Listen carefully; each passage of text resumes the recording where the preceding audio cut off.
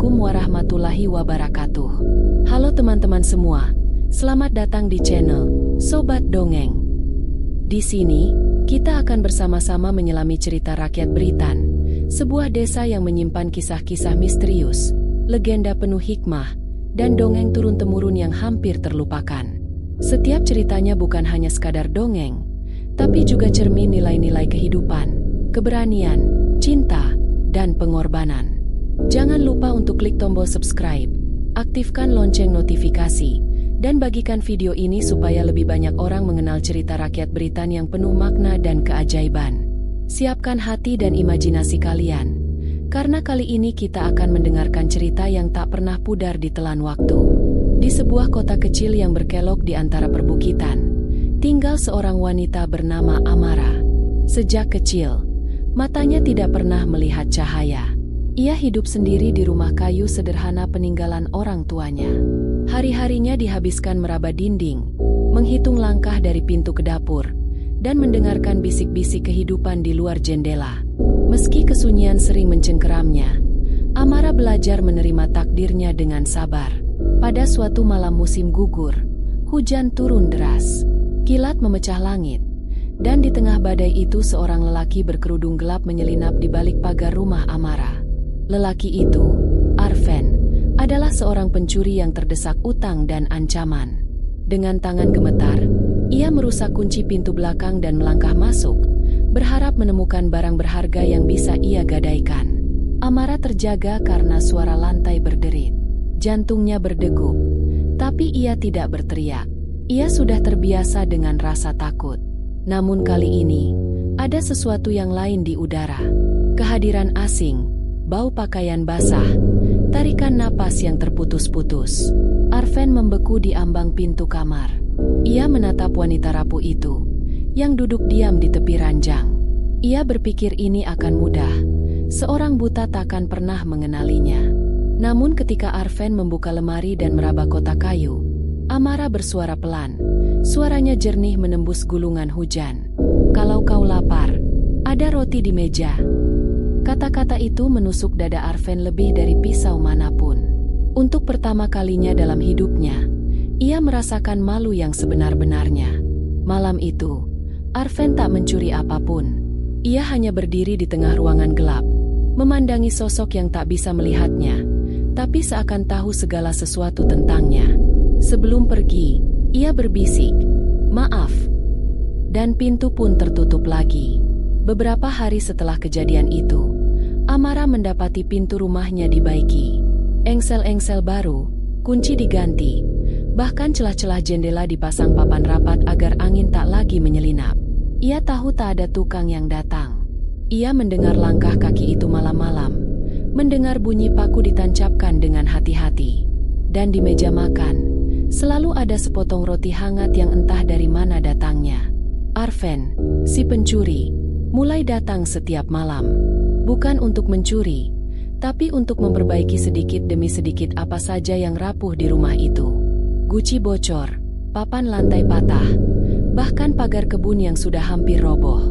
Setiap kali selesai, ia duduk sejenak di kursi dekat pintu, mengamati Amara yang tidur dengan wajah damai. Hati Arven berkecamuk. Ia tak tahu mengapa ia tak sanggup berhenti kembali ke rumah itu. Mungkin karena dalam kegelapan Amara, ia merasa dilihat dengan cara yang tak pernah ia rasakan sebelumnya. Ia pun mulai meninggalkan sedikit koin di meja, lalu membawa sekantong tepung, dan akhirnya sebuah selimut baru. Suatu malam, ketika hujan lagi-lagi mengguyur kota, Amara terjaga lebih cepat. Ia meraba udara, seakan bisa menangkap kehadiran lelaki itu. "Aku tahu kau di sana," katanya pelan. "Siapapun kau, terima kasih." Arven ingin lari, tapi langkah kakinya tak mau bergerak. Akhirnya ia bicara, suaranya serak. "Aku tak layak kau terima kasih. Aku datang untuk mencuri." Amara tersenyum samar. "Mungkin dulu, iya, tapi sekarang kau membawa banyak hal yang lebih berarti daripada apapun yang kau ambil." Malam itu, Arven memutuskan berhenti bersembunyi. Ia duduk di kursi dekat ranjang. Untuk pertama kalinya, mereka berbicara sampai fajar. Tentang masa kecil Amara, tentang kesepian, tentang dosa-dosa yang tak bisa ia hapus.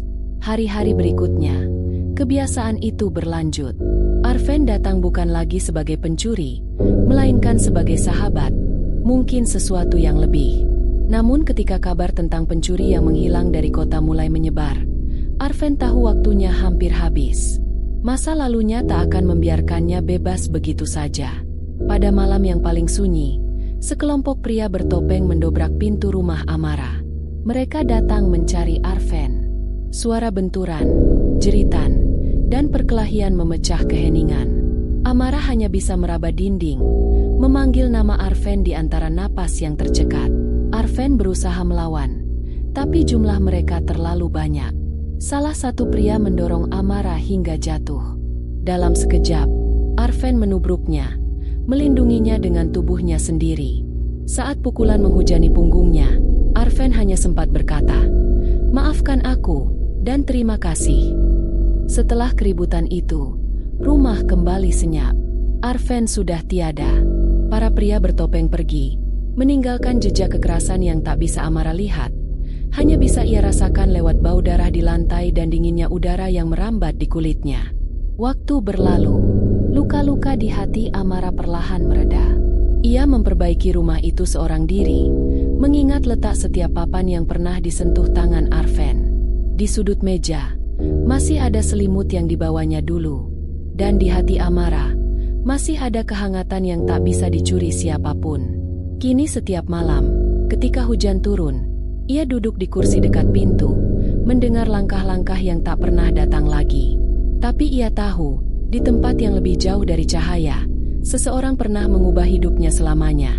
Seorang pencuri yang pada akhirnya justru mencuri sesuatu yang paling berharga, kesunyian dalam hatinya. Terima kasih sudah menyimak kisah hari ini dari Cerita Rakyat Britan. Semoga cerita ini bisa menjadi pengingat, pelajaran, dan juga hiburan untuk kita semua. Kalau kalian suka dengan cerita seperti ini, jangan lupa like, tulis komentar di bawah tentang cerita rakyat yang ingin kalian dengar selanjutnya, dan subscribe supaya tidak ketinggalan kisah baru setiap minggunya. Sampai jumpa di episode berikutnya, dengan cerita-cerita lain yang lebih seru, lebih misterius, dan lebih menyentuh hati. Wassalamualaikum warahmatullahi wabarakatuh.